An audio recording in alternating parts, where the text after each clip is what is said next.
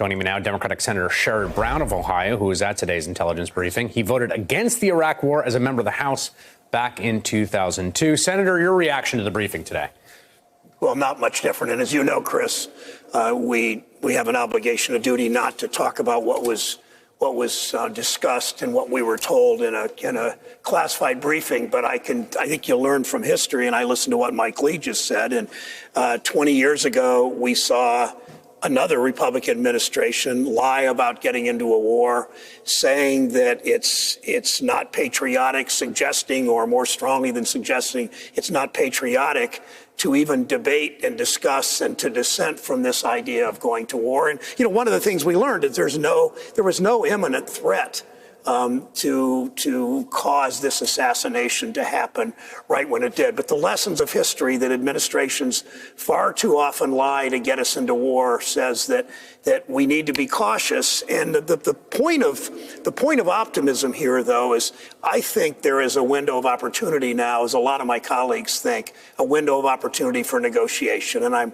hopeful that the bellicosity and machismo and brazenness aside from the president, from the breathless president, as he talked about nuclear weapons and didn't know what he was talking about, that he will tone down that rhetoric and begin to allow negotiations and get serious about it.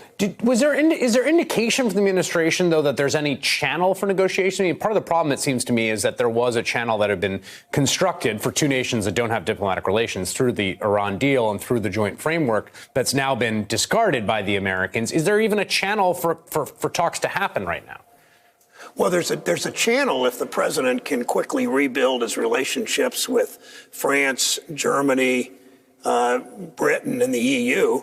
Probably not NATO so much in this case, but the signatories to the Iran deal, the nuclear arms deal, the JCPOA, because even though the U.S. has pulled out, even though the Iranians say they're pulling out, the inspectors are still there, the Europeans are still engaged. So it's not a question of are there any channels. You can dig them a little deeper and a little wider and get more through them, to continue the tired metaphor there. But you got to have the will of the administration to do it.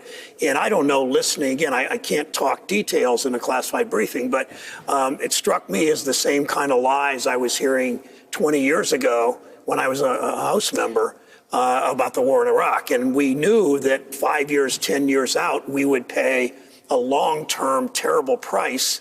And we're still paying for the Iraq war emotionally and physically and financially and strategically with what's happening in Iran. Hey there, I'm Chris Hayes from MSNBC. Thanks for watching MSNBC on YouTube. If you want to keep up to date with the videos we're putting out, you can click subscribe just below me or click over on this list to see lots of other great videos.